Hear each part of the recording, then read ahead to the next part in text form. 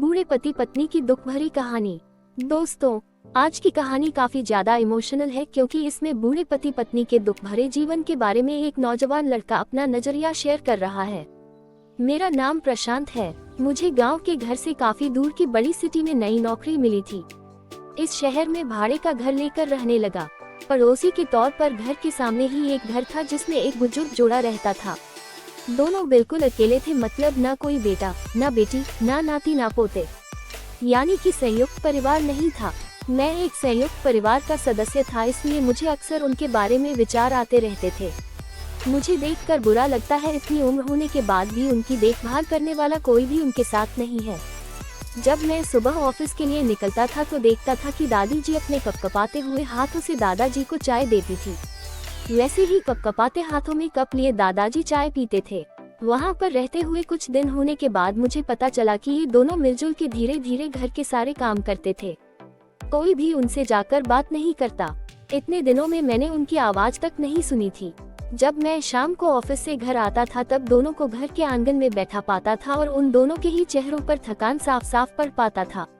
मेरा मन कई बार करता कि उनसे जाकर बात करूं, लेकिन फिर किसी वजह से मेरे पाँव वहीं पर थम जाते। मैं जब जब उन्हें देखता था मुझे मेरे दादा दादी की बहुत याद आती और मैं घर पर फोन लगाकर उनसे बात कर लिया करता।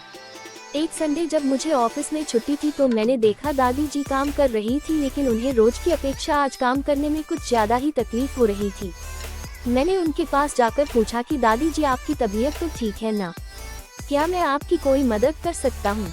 उन्होंने प्रतिक्रिया नहीं दी। मैंने दोबारा उनसे पूछा, बताए दादी जी, मैं क्या करूँ आपके लिए? उन्होंने फिर भी कोई उत्तर नहीं दिया। मुझे काफी आश्चर्य हुआ। कुछ मिनटों बाद दादाजी वहां आए और वह भी कुछ नहीं बोले। मैंने ही बात को आगे बढ़ाते हुए कहा, मुझे लगता है कि दादी जी की तबीयत खराब है, इसलिए मैं यहाँ आया हूँ। मैं आपकी मदद करना चाहता हूँ, बताएं मैं कैसे आपकी मदद कर सकता हूँ? दादाजी इशारों से मुझसे बातें करने लगे। उन्होंने इशारों से मुझे बताया कि दादी जी सुन और बोल नहीं सकती। उन्होंने ये भी बताया कि वह खुद भी बोल नहीं सकते, वह सुन सकते हैं, मेरी बात समझ सकते हैं। उन्होंने इशारों से दादी से कुछ कहा और दादी ने मेरी तरफ देखकर मेरे माथे पर हाथ फेरा। मैं उन दोनों की तरफ देखते ही रहा और न जाने कब मेरे आंखों से आंसू बहने लगे।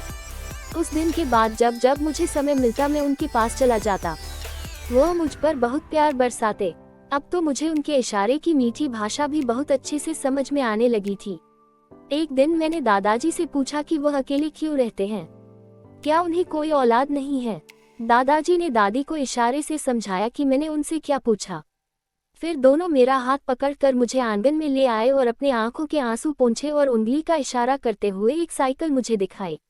साइकिल को देखकर मैं समझ गया कि उनके परिवार वाले उन्हें छोड़कर कहीं जा चुके हैं और अब उनके हिस्से में केवल यादें ही बची है।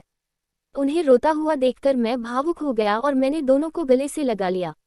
उन्होंने मेरे ऊपर अपने सीने में सालों से बंद प्यार के बादलों से प्यार की इतनी बारिश कर दी कि मैं पूरी तरह उसमें भीग गया। दोस्तों, इस कहानी से कई लोग कनेक्ट कर पाएंगे क्योंकि यह सिर्फ कहानी नहीं है, ये कई सारे बेचारे बुजुर्ग लोगों की सच्ची दास्तान है।